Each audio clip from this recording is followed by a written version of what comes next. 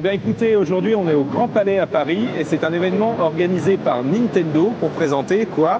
Eh bien la Switch, la Nintendo Switch, la prochaine console du constructeur. Donc c'est une console de salon qui peut aussi se prendre en mode portable, qui ma foi est assez agréable à prendre en main, hein. Moi j'ai des grosses mains, j'avais peur de me dire je vais pas y arriver, mais ça a l'air de pouvoir se placer. Et là on est devant Zelda Breath of the Wild et c'est rigolo parce que je peux lancer le jeu comme ça et je peux basculer aussi sur la télé, sur le grand écran. Donc j'enfiche tout simplement la console, comme ça. C'est le fameux dock de la Switch. Clic. Et voilà, on est sur la télé. Donc ça c'est la manette Pro, c'est ça, qui est vendue séparément. Donc on retrouve une manette de type assez classique, hein, j'ai envie de dire. On a la croix Nintendo classique. Et là j'ai une instruction devant moi qui me demande d'appuyer sur L plus R, que j'appuie. Voilà, je vais pouvoir commencer une nouvelle partie de Zelda. C'est pas mal d'émotions, hein, se dire voilà, on est en train d'essayer la console. Voilà, générique Nintendo présente. Alors, on va voir ce que ça rend au niveau des performances, hein, sur un grand écran comme ça. C'est la grande question. On sait qu'en mode portable, la console affiche sur son écran en 720. Et sur la télé, on est censé être en 1080. Donc voilà, quand on est sur le dock, on est alimenté sur le secteur, on a aussi de la ventilation, la console peut tourner à plein régime en fait. Donc là, sur l'intro de Zelda, on a une lumière, on n'a pas beaucoup de son là, il y a beaucoup de monde aujourd'hui, une lumière qui nous dit « ouvre les yeux ». Ah. Je n'hésite pas une seule seconde, j'ouvre les yeux. Link ouvre les yeux. Et Link est dans un espèce de bassin. Alors voilà, là je commence à jouer, donc Link est en caleçon, en maillot de bain, on va choisir. Je me trouve dans une salle assez étrange et j'examine des ruines antiques. C'est une tablette Sheikah qui me montrera la voie après mon long sommeil. Donc là déjà on est en train de voir que Link se réveille, il dormait depuis un certain temps.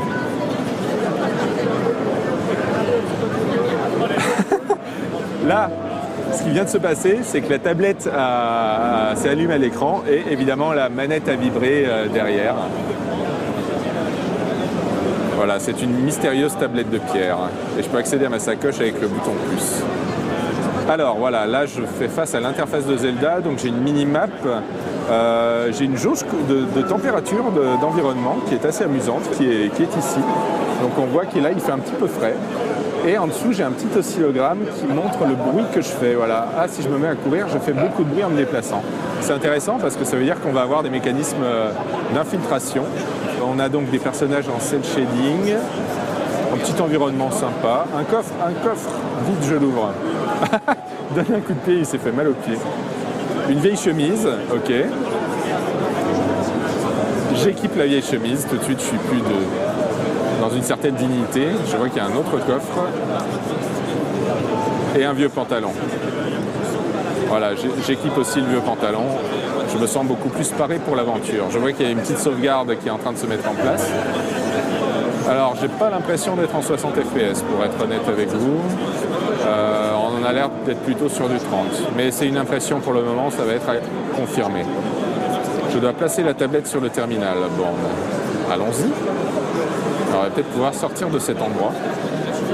En tout cas, la manette Pro est assez agréable à prendre en main, hein. Encore une petite vibration du Rumble. Le Rumble qui a l'air assez fin, hein. Dans la présentation de Nintendo, il parlait de Rumble HD, capable de simuler des sensations assez différentes. Et ben, à l'essai, là, avec la manette Pro, j'ai tendance à croire ça, parce que les vibrations sont assez fines. Je ne sais pas comment le dire autrement. En avant, accélérer B. Voilà, je cours, j'ai une petite jauge d'endurance. Et je suis fatigué. Bon, ben, il faut se remettre. Escalader. D'accord, je peux escalader comme ça. Voilà. Là, j'escalade la paroi et j'ai sauté pour terminer à la fin. Ça, c'est rigolo. Et je sors. Est-ce qu'il y a un temps de chargement? Est-ce qu'on arrive direct dans la région? Non, pas de temps de chargement. Et ça, c'est chouette. Je sors dans les hautes herbes et j'ai une grande vue de l'environnement. Waouh! Ah bah alors, je vois un volcan bien mystérieux au fond et c'est l'écran titre. Ah, c'est chouette. Bonjour, monsieur. J'entre dans un dialogue avec ce vieil homme. Le temple qui est en ruine. Le royaume d'Hyrule est en ruine. Ça, c'est intéressant. Le vieil homme va rester ici. Et ça donne envie d'explorer, en tout cas. On m'a confié tout à l'heure, avant de commencer le jeu, que l'indicateur de température influait sur le degré de perte des points de vie. Évidemment, si on se retrouve dans une grotte frigorifiée et qu'on n'a pas sa petite laine, eh ben on va perdre beaucoup de vie très vite. Ah, un petit message. Link, qui me parle? Dirige-toi vers le lieu que t'indique la carte de la tablette Sheikah. Et je peux accéder grâce au bouton moins. Au niveau impression, ça rend très bien sur la tablette. Sur la télé, effectivement, on voit plus le petit manque de rendu sur le fond, je vous disais, les détails. On a quand même des différents degrés de détail, on le voit bien sur cette image-là. On voit qu'il n'y a pas vraiment d'herbe indiquée sur la montagne au loin, mais ça commence à arriver assez tôt. Ça, je trouve ça quand même assez intéressant, parce que évidemment, quand on est proche du personnage, c'est bien rendu, mais ça va plus loin que ce que je me serais attendu. Je vais essayer maintenant de reprendre la tablette en main. Donc je l'ai sortie, et on me demande d'appuyer sur L et R pour confirmer, et maintenant sur A. Et voilà, je reprends la partie directement ici. En tout cas, sur l'écran de la Switch, c'est très joli, ça rend vraiment bien. Même interface, même rendu. Et je me fais tirer à l'arc. On me tire dessus là depuis Il y a pas mal de méchants, il va falloir quand même être un petit peu malin pour s'approcher du point de la quête. En tout cas, je vais avoir besoin de plus de branches d'arbres. Mon impression sur ce Zelda, c'est que ça a l'air de vraiment très très bien se présenter. Le rendu là, sur la Switch elle-même, est magnifique. Sur la télé, on voit peut-être plus des défauts de rendu. J'ai l'impression qu'on est un petit peu plus hybride. En tout cas, moi, c'est peut-être un titre que je jouerais plus en mode portable.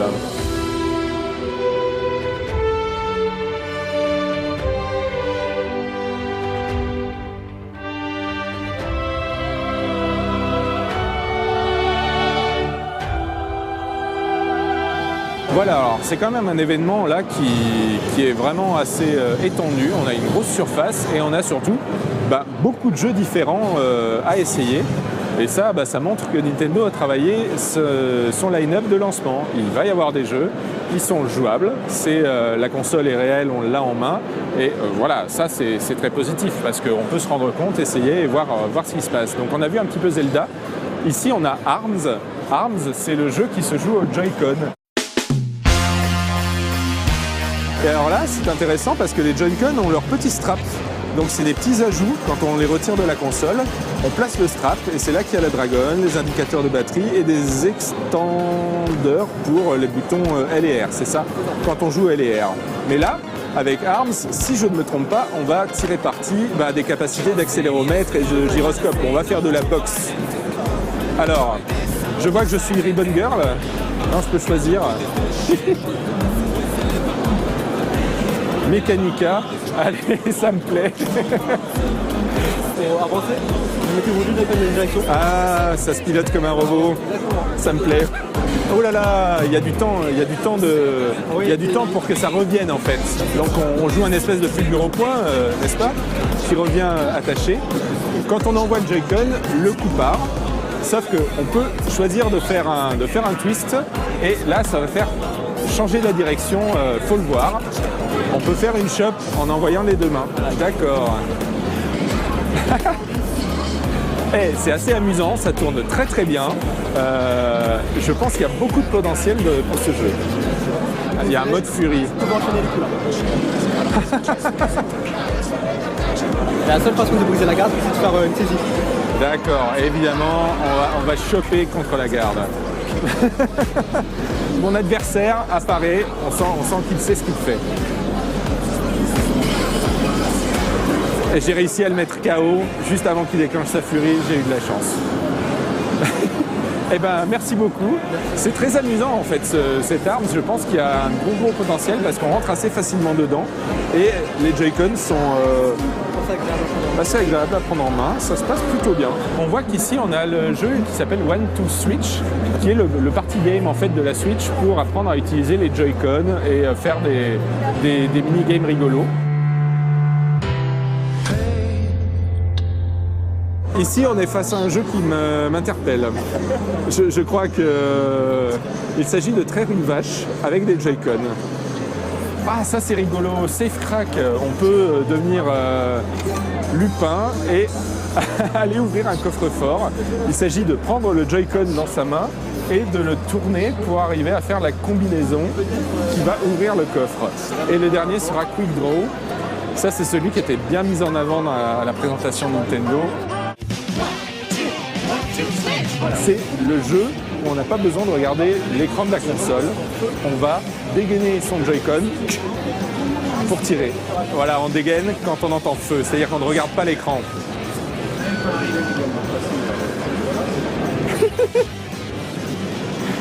Julien en face de moi est très bon comédien.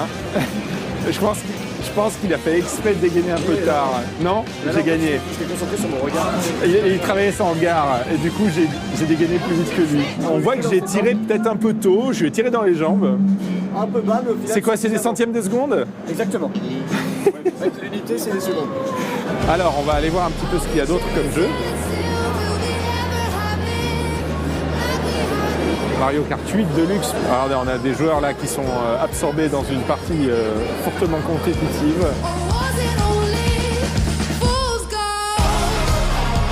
Mais attendez, qu'est-ce que je vois en face de moi? Splatoon 2 est jouable aussi ici. Alors là, félicitations à Nintendo parce que on est à 2 mois et demi de la sortie et énormément de jeux sont jouables. Là, moi ça m'impressionne. Donc Splatoon 2 a l'air de susciter l'intérêt en tout cas des journalistes présents sur l'événement. On a une petite file d'attente là. Les gens ont envie de voir comment ça se passe. En tout cas, le jeu est rapide, bien rendu. Là sur écran, on a nos FPS, on est à 60, on est bien content. Là on peut jouer apparemment à tout un tas de jeux.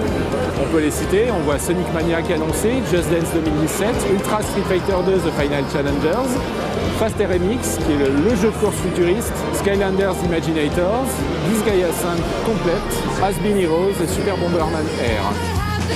Maintenant, je vais jouer à Bomberman. Alors là, c'est assez amusant parce que je vais utiliser le Joy-Con en tant que pad. Voilà, comme un petit pad avec un stick analogique et 4 boutons. Donc là, c'est Bomberman, donc j'ai besoin d'un bouton en fait. Le bouton pour poser des bombes. C'est un peu petit pour moi avec les mains. Alors, on est sur une arène de Bomberman assez classique, donc on pense très fort à Thierry Falcoz, bien sûr. Le Bomber King. Par contre, Bomberman bleu, je vais commencer à essayer de trouver des bonus. Ah voilà, le point. Ah, on voit qu'on retrouve ce vieux classique de Bomberman qui est l'adversaire mort qui lance des bombes pour embêter ses amis. Au niveau fidélité des mouvements et nervosité du jeu, je suis moyennement convaincu, mais on va voir. J'ai une main. Ah, et je me suis fait éliminer, j'ai été trop gourmand. Le maniement est pas mal en fait. Ça se tient, hein, ça se tient. Ah, ça commence à vouloir se piéger. Et c'est l'ordi qui a gagné encore. Nous faisons piètre figure face à l'ordinateur. Et alors là, je me trouve devant Disgaea 5, Alliance of Vengeance. Et c'est intéressant parce que j'ai dans les mains le grip, l'accessoire qui permet d'attacher les deux Joy-Con pour en faire une manette complète. Et ben c'est pas mal du tout. Il y a un certain poids qui se place bien. Et on a ici le niveau de chargement qui est indiqué pour les deux Joy-Con. Et ça ne m'étonnerait pas du tout si le grip contenait une batterie supplémentaire parce qu'on a un petit picot de chargement USB donc là pour recharger les Joy-Con. Et on commence, on a des prix, ce Disgaea. Ça fait longtemps que j'ai pas joué à Disgaea mais on va essayer d'explorer ce château et de voir ce qui se passe. Des vendeurs d'items, Dimension Guide. Je crois que je vais pouvoir aller me battre quelque part. Oh là là! Le Netherworld me propose 3 missions, 3 niveaux. Je vais déployer mon équipe. Là, en fait, je peux me déplacer aussi bien au stick qu'à la croix et je me sens plus confortable à la croix. Il est marrant ce petit mode de quick game parce que là, j'ai accès à plein de personnages tout de suite. Allez, que les ennemis viennent se battre un petit peu. Allez, fin du tour. Voilà, je lance mes attaques, 500K.